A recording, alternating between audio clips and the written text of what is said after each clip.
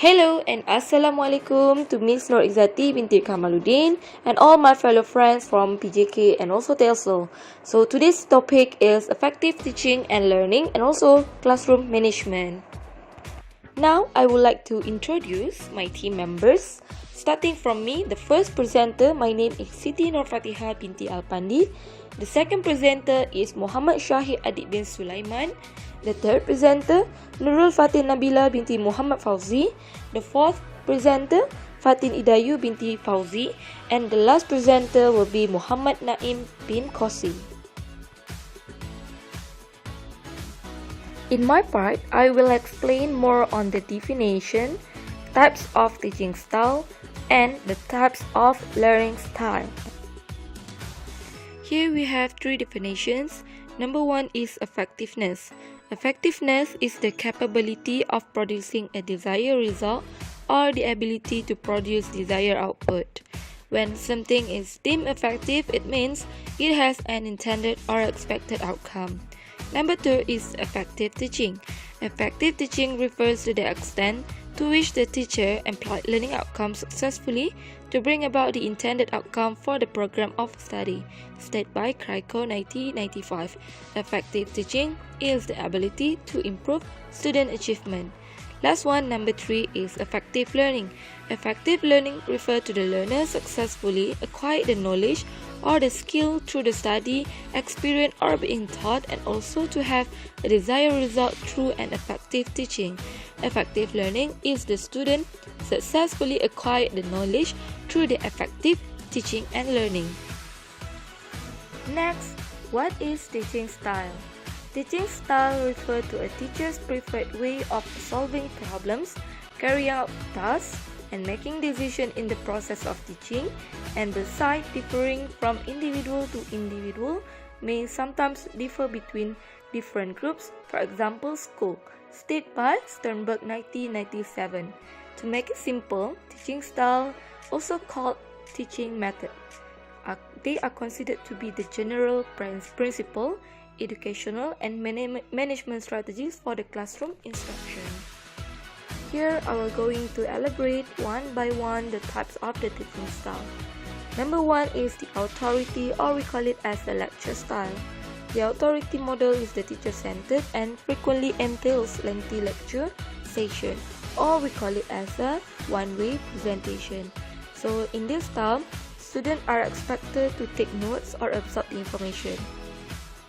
Authoritative teachers incorporate the traditional lecture format and share many of the same characteristics as expert, but with less student interaction.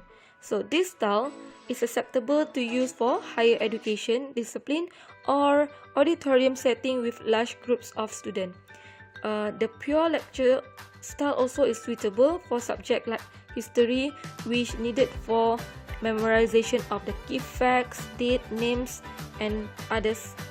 Example. But it is a questionable model for teaching children because in this style there is a little or no interaction with the teachers. Number two is the demonstrator, or we call it as a coach style. The teacher that usually using this type of teaching style is those teachers who teach physical education, art, and music. So the demonstrator retains the formal authority role by showing students what they need to know. The demonstrator is a lot like the lecturer, but their lessons include multimedia presentation, activities, and also the demonstration. So this style similar to a coach, expert that share the knowledge, demonstrate their expertise, advise the student, and provide feedback to improve understanding and promote the learning. So this style gives the teachers opportunity to incorporate a variety of formats including lectures and multimedia presentations. Number three, the delegator, or we call it as a group style. The delegator style is best suited for curricula that require lab activity such as chemistry and biology, or subjects that warrant peer feedback like debate and creative writing. So, delegator, they organize group learning, observe students, provide consultation, promotes interaction between groups and among individuals to achieve the learning objective. It is a guided discovery and inquiry-based learning place the teacher in an observer role that inspires students by working in tandem and towards common goal. However, as a delegator, the teacher acts more as a consultant rather than the traditional authority figure. Number 4 is the hybrid, or we call it as the blended style. Hybrid or blended style follows an integrated approach to teaching that blends the teacher's personality and interests with students' need and curriculum appropriate methods. It incorporates blended teaching style that match the best technique with the appropriate learning scenarios and student in an adaptive format.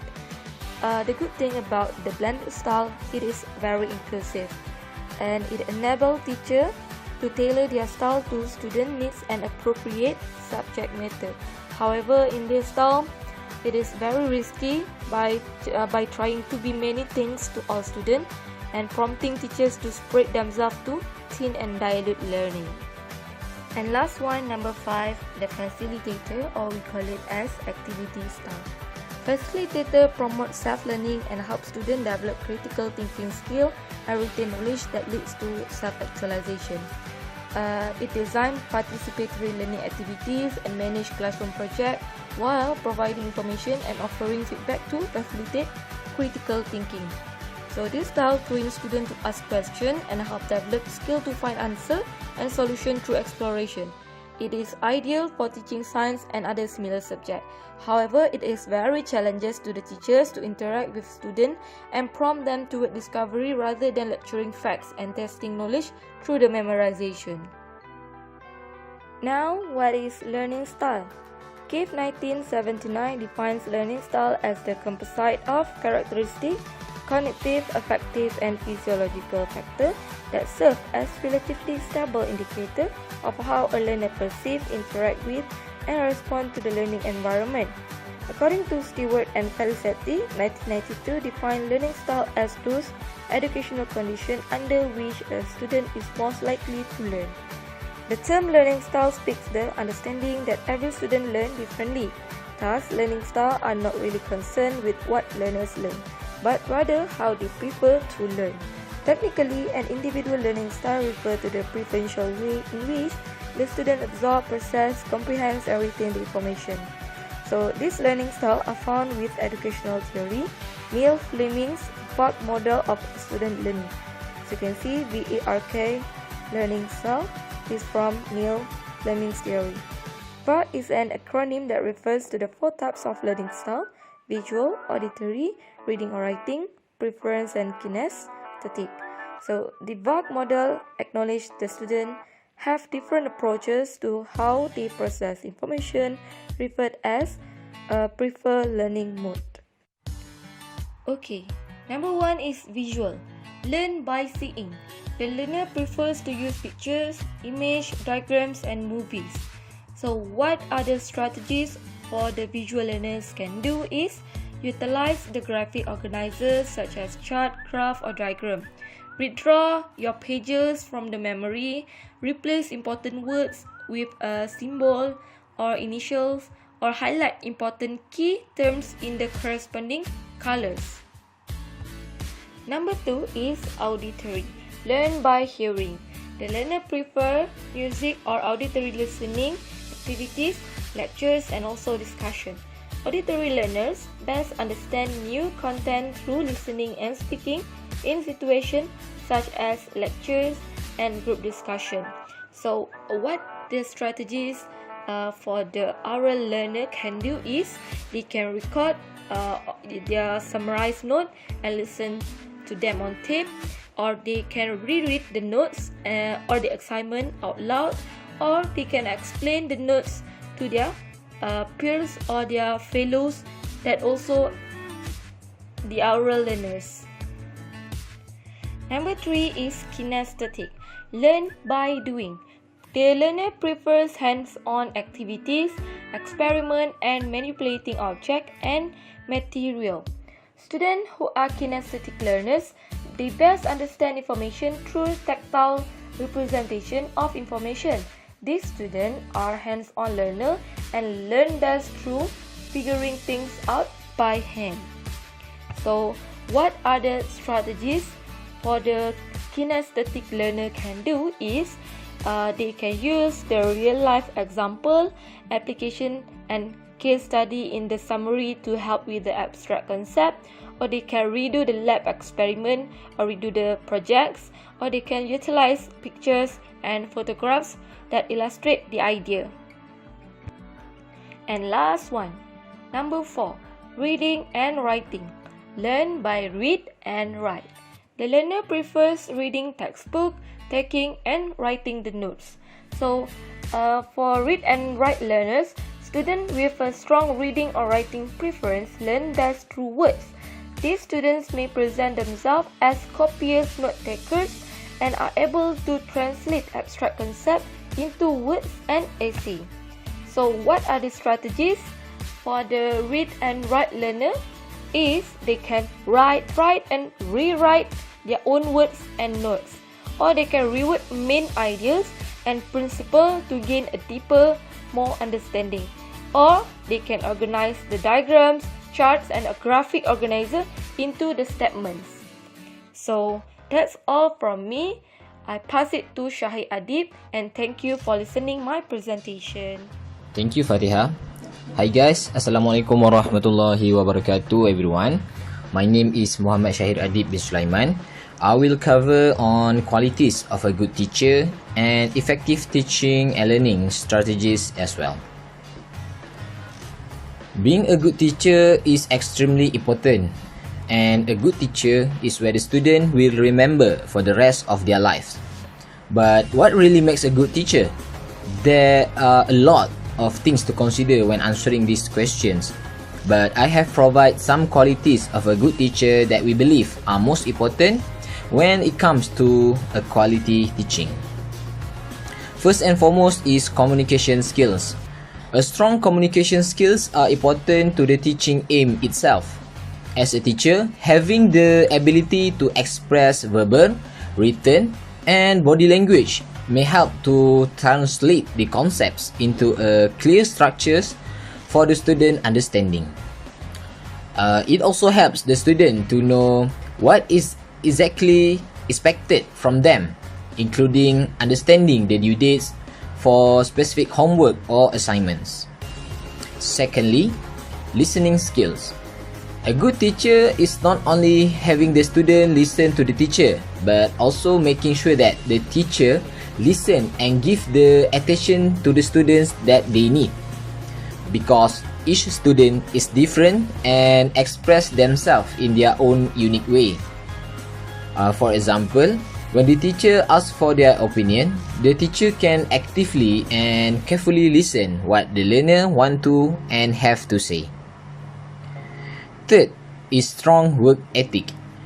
With a good work ethic, then it will comes professionalism, responsibility, and preparation. So having a deep knowledge and passion for the subject matter is one of example of strong work ethic. This also means that the teacher are expected to end the class at the time that it ends and not earlier. Besides, forming a good habit such as staying motivated also helps to create a healthy environment. Fourth qualities is on organization skills. Being an organized teacher means that a teacher knows exactly what he wants to teach, when to begin the class, and preparing with lessons that are effective to enhancing student learning. So, effective teachers spend hours for preparing the best for their student, such as teaching material and ready in terms of physical and mental before enter the class. Next is friendly attitude. Having a friendly environment is a must. The teacher must be approachable and comfortable for students to ask questions and seek for help. If the student thinks of their teacher as their enemy, they surely will not learn much. The best teacher be open, welcoming, and caring. So developing a strong relationship between the teacher and the student actually facilitates the exchange of information. So that's why the teacher should checking the attendance, knowing who are sick, or knowing current issues faced by the student is important because it shows that we are care for them. Moreover is discipline. A teacher who has strong and effective discipline skill will be able to promote positive behaviors within the classroom. Remember, the teacher is a role model for the student.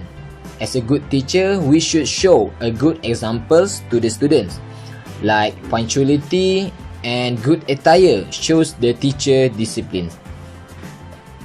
The seventh quality of a good teacher is patience. It's not an easy job to be a teacher and to treat many children at one time.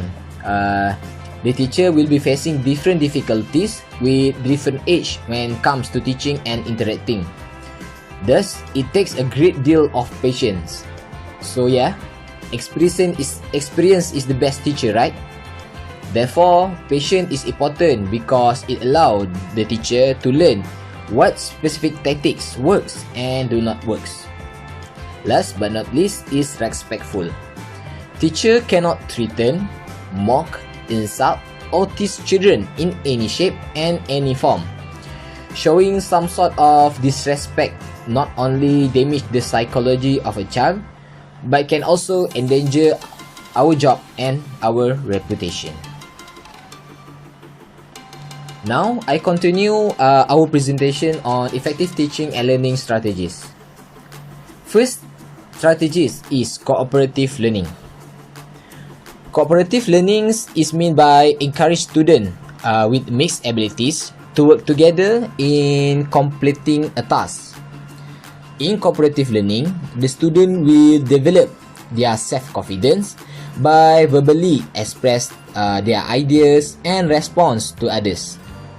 Thus, it will be improving their communication skills and critical thinking skills that are vital throughout life.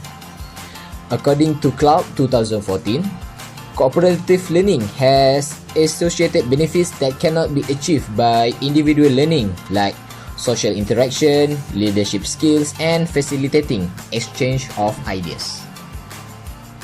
Secondly, inquiry-based learning. It's a technique used to appeal the interest of the student. This is by asking questions which inspire them to think, and includes to doing an investigation towards finding some truth or solution.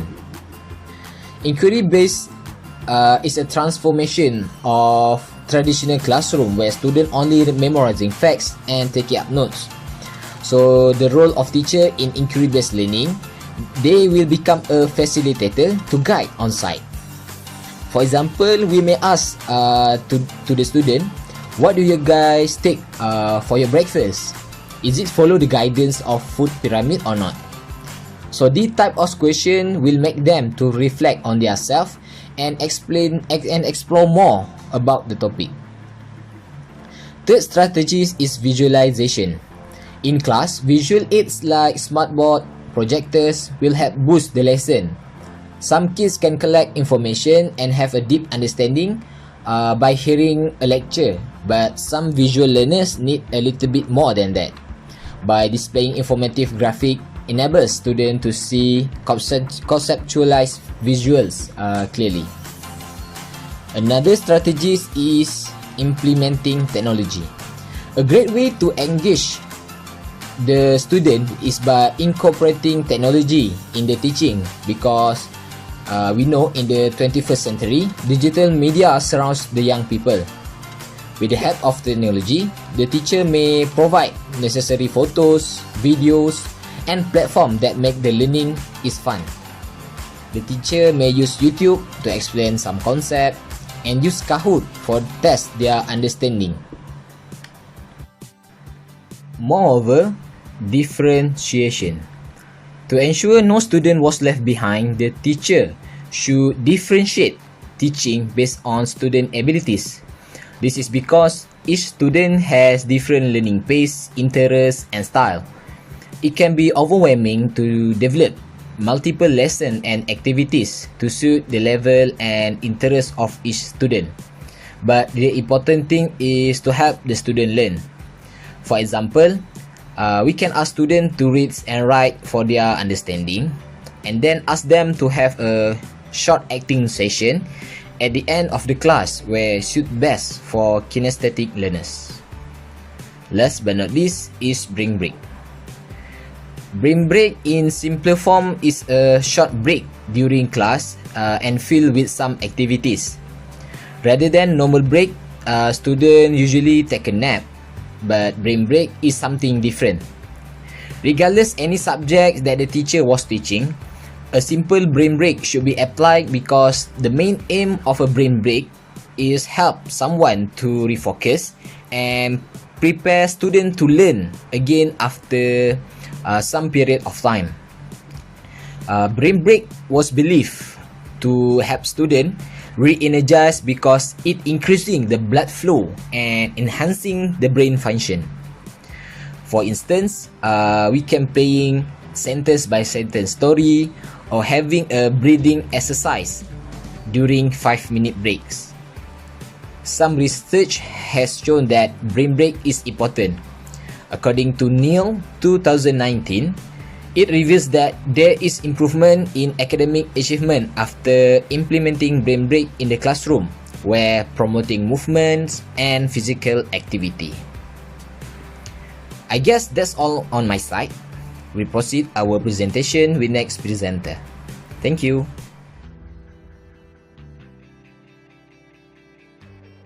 Thank you, Shahir. Assalamualaikum and hi everyone. I am Fatin Fauzi.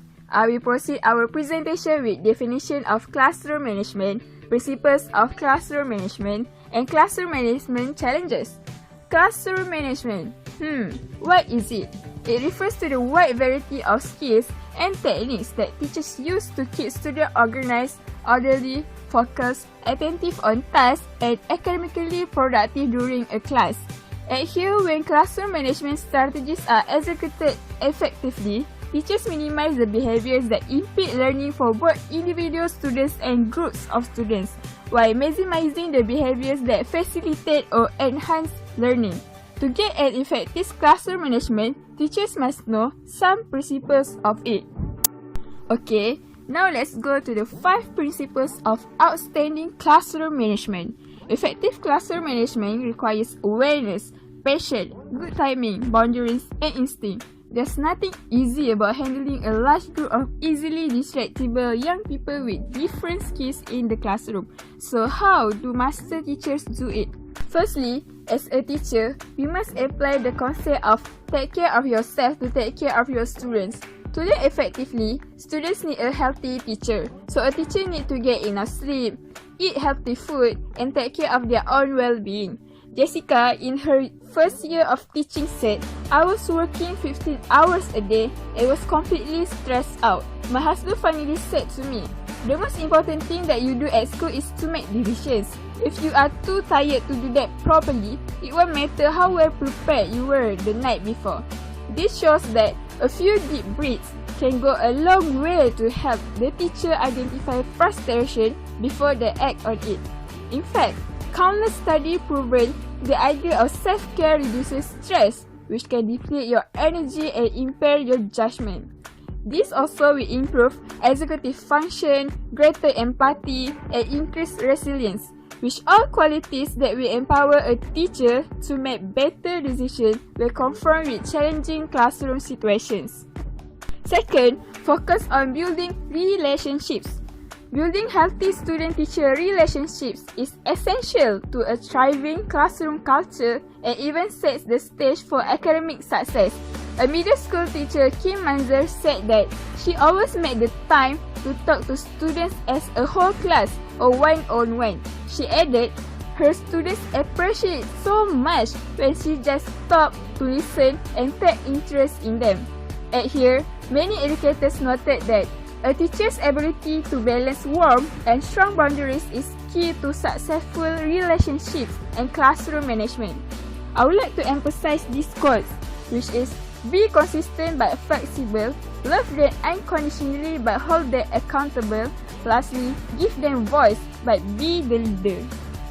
Third, a teacher should set rules, boundaries, and expectations. Students need some basic structure and consistency to feel safe and to focus. By maintaining a culture of mutual respect doesn't mean your goal is to make friends. You can be kind, loving, and supportive, but you still have to be their teacher.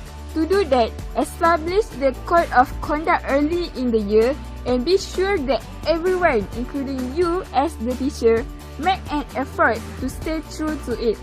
Laurie Sheffield said, "Follow through with rewards and consequences. If you say it, mean it. And if you mean it, say it. Be clear, be proactive, and be consistent." It is important to remember that your attitude as the teacher really determines what the tone and environment of your classroom is like. If you want calm and proactive classroom, then project that to your students. Fourth, take a strength-based approach. Karen Yonosky said, "Find ways to make your hardest kid your favorite kid. When you connect with them, it makes everything smoother." That's not easy, of course. A strength-based approach means never forgetting to look beyond the surface of behavior even when it's inconvenient. Well, in simple words, find the root of the problem. Judy Michalek said, "I have never met a student that doesn't want to be successful. If they are misbehaving, it's kind of like when a baby cries. There's something wrong in their world. If they are misbehaving for attention, then find out why they need the attention and how you can give them what they need." Lastly, involve parents and guardians. Never forget that every student is someone's child. Parents, guardians, or caregivers want to hear what you see the good in their child. The positive connection with home can often help in the classroom. The majority of teachers send home reports of both positive and negative behaviors and also use email and text services to communicate about upcoming events, due dates, and student progress. Catch them doing good and call their parents to let them know that you notice, suggests Barbara Rosen.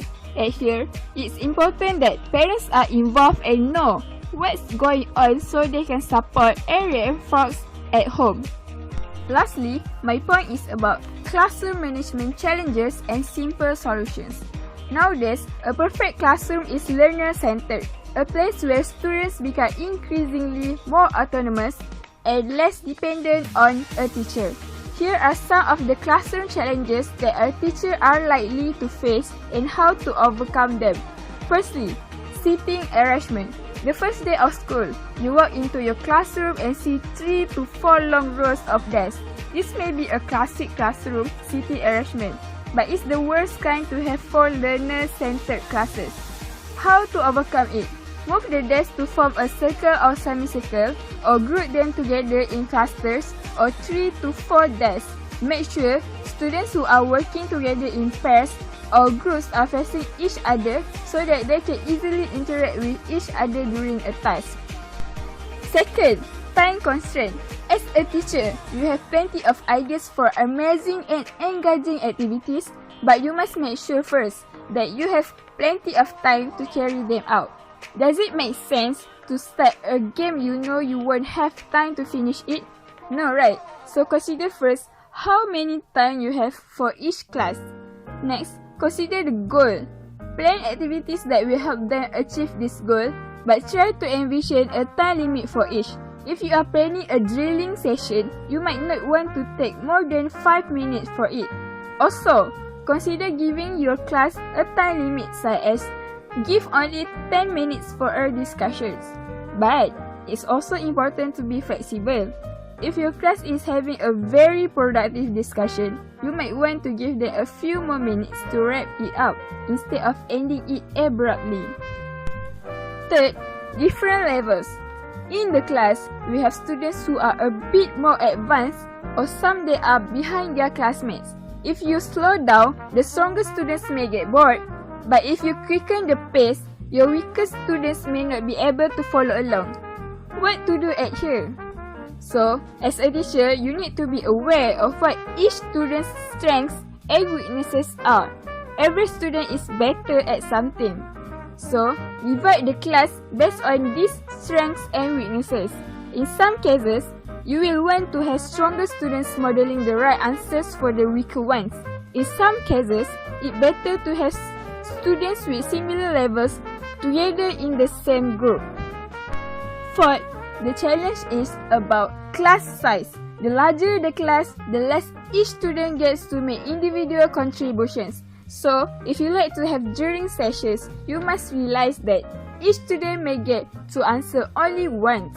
That's not going to effectively improve their learning. So, divide the class into groups so that it can increase each student's workload exponentially. But remember that the smaller the size of the class, the more it depends on you. So at here, teachers are advised to avoid to participating in the discussions, activities, and role play. Instead, just encourage them with the feedback. Remember, they won't have you to rely on in the real world. Lastly, limited accessibility, which is difficult to access to some equipments in school, such as computers and sport equipments. As we all know, a teacher needs to book these equipments in advance. If not, then we could not use it with our students in the class. Moreover, inaccessibility of equipments also because of most of it are shared with other teachers, where we can't do much as there are only few of it provided at school. This eventually will disturb the learning sessions. So, a proper care and more budget for the ICT tools and sport equipments at school would be enough to solve it. As a result, not some of students, but all of the students could use the equipments whenever they need it. Okay, that's all from me. Proceed with the next presenter. Thank you. Nabila. Hi, my name is Fatin Idayu binti Fauzi. As the second last presenter, I will share to all of you reason of poor classroom management and classroom management strategies. So, let's proceed. Now, let's go to the reason of poor classroom management. First is, instruction is not clear. We as a teacher must use an appropriate tone. It's not just what you say, it's also how you say it. Don't yell, marble or castigate. Ensure the pace of information is appropriate for grade level and ability. Don't rush or move too slowly. Pause frequently to give students time to digest the information given. Then, use clear and precise language. My advice is using short, complete sentences and precise, concrete terms so that students will be able to understand what is expected of them. They also suggested using noun instead of pronouns, especially when teaching younger students. Avoid terms such as some, a few, or a couple to make it more clear and firm. Second is instruction is too complicated. Teacher must make sure the instruction is clear, short, and slow instruction again. Example, when teacher give task or assignment, the teacher must describe the specific that her need. If the assignment requires specific material or a particular format, be sure to let the student know. Creating and clearly explaining such specific set your student up for success. So, teacher can also provide example to the student to increase their understanding. It is very important of using example when giving instruction. As a teacher, we must always provide our student with example of outstanding work from previous year, and as the result, students clearly understand our expectation. After giving them example or direction, ask the student to repeat or rephrase what expected of them. Third is few auditory learners in class. So, teacher can use flashcard or visual support that are effective memory aids tool that can help students learn the new material quickly. One mistake students sometimes make when studying for college or school is trying to learn too much material at a time. This can make the learning process cumbersome and can be overwhelming. Flashcards eliminate extraneous material as they can focus only on the most important element of what students need to learn. Flashcards also prevent students from simply memorizing the order of the answer in long list item. The last one is classroom management is not in the proper level. Teacher can solve the problem with discipline. Instead on attention during the lesson, even if you must dedicate to it the whole lesson. Explain to your student that their poor knowledge is the result from their disorganization. Then teach them to work in a group, monitor and help with pair, and then call the stronger pair to the blackboard to present their work to the class. Now, let's see classroom management strategy. The first one is positivity and reward. When dealing with destructive behavior in the classroom, it can be easy to focus on students exhibiting negative action. However, adopting a positive mindset and highlighting students behaving obediently can be an effective way to encourage others to conform. Then, praising individuals who excel and celebrating hard work, especially among those with lower academic abilities, because it can stimulate the student to become more diligent in their studies. By rewarding those who put extra effort into their work, can create a positive working model, whereby students are motivated to try their best in all class activity. The example of reward may include stationery item, food item or sticker chart for younger students. Second is start with clear expectation.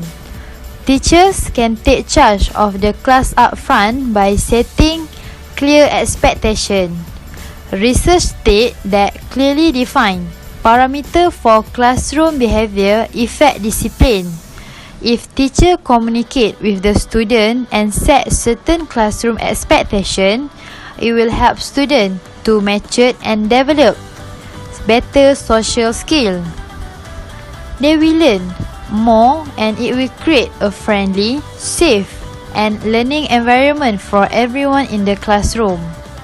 Teacher can set classroom expectation and promote collaborative learning goal. This puts students at the center of the learning process. Setting clear classroom expectation will motivate students to take personal responsibility to improve their learning and behavior. As a result, they will focus toward achieving classroom goals throughout the year. Teachers should make sure that expectations are developed right from the beginning of the session.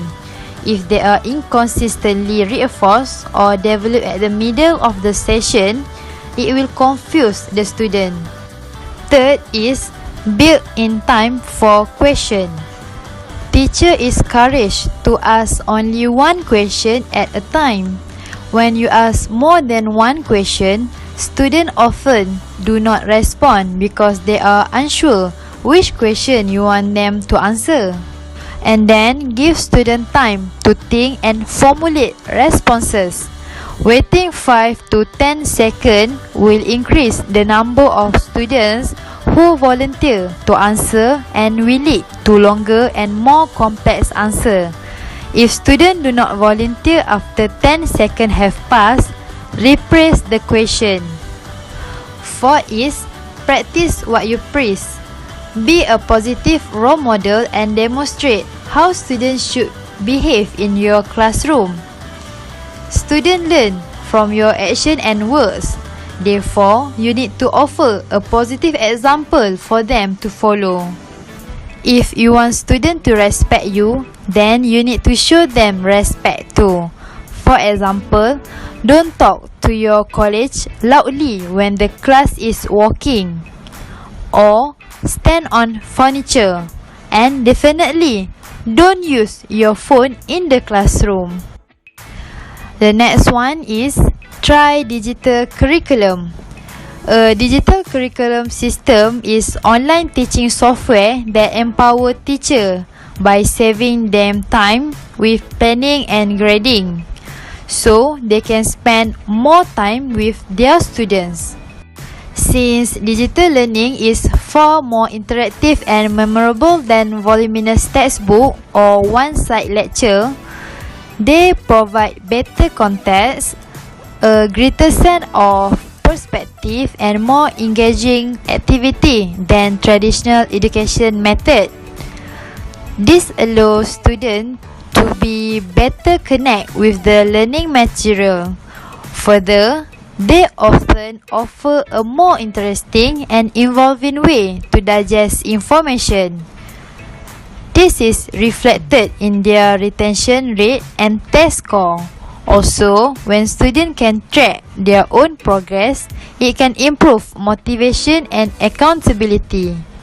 The last one is student voice. Give your student the power to openly express their idea and make their own choices. Valuing student idea not only enhances your lesson with fresh idea, but also can develop students' self-esteem and self-confidence.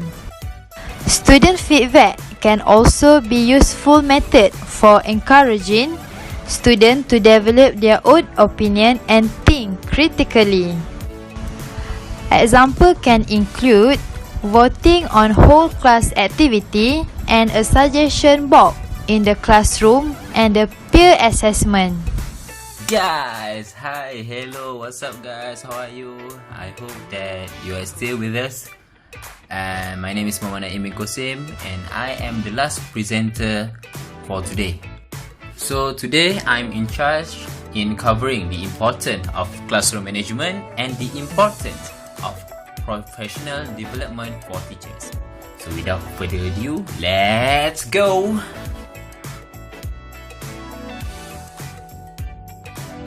The importance of classroom management can be divided into two, to teachers and to students. Let's look at on teachers' perspective first. First, it helps to create a conducive learning environment. It will make students have sense of belonging so that they feel free to explore more learning opportunities. Second one, it helps to avoid waste of time and energy. For example, misbehavior. Teachers' plan of managing class help quickly deal with behavior and more on with lesson. The third one, it help boost teachers' morale. Classroom management help teachers to make you feel master of the job. That kind of feeling will help to bring the best of themselves and also benefit others. How about to students? First, classroom management helps students to create structure and available goals. Students will always know whether their behavior and action are accordance with the ability student in classroom. Next, it helps inform students about what is expected from them. By this, students will know what to do in various situations. The last important of classroom management to students is it help increase task time and help reduce classroom disruption. Classroom management will help in increase the time students spend on lesson activities rather than talking about destructive behavior of their friends. Okay, moving on to the importance of professional development for teachers. Here, I have found 4 importance of PD for teachers. Let's go through this one by one. The first importance of PD for teachers is that students have better learning outcome. This is because PD transforms teacher into better and more professional educators. by enabling them to create relevant and tailored course induction for today's student. Next, it helps teachers learn better way to teach. Professional development will help teacher make change to their lectures or teaching style and curricula to better suit the needs of their student. The third one, in the yellow box, it helps teachers develop better organization and planning skills.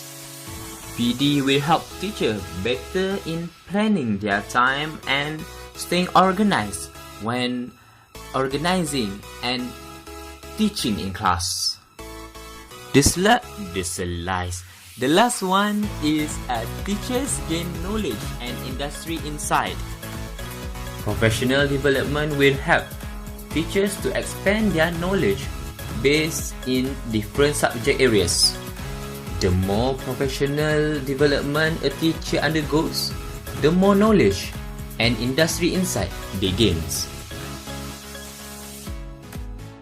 Oi! I hope that you guys are still with me. We have come to the conclusion.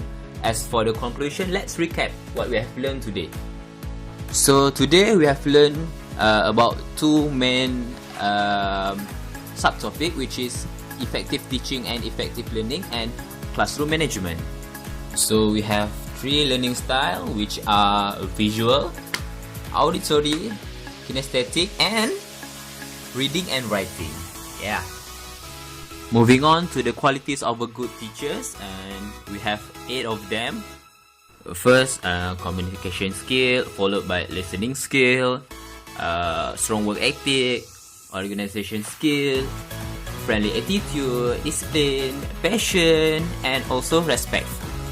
The strategies of effective teaching and learning, we only have 3 of them. Technologies, differentiation, brain break. Remember, technologies, differentiation, and brain break. Moving on to the classroom management. What is the issues, problem, and challenge in classroom management? We have 5 of them: seating arrangement, time constraint, different levels, class size, and limited accessibility.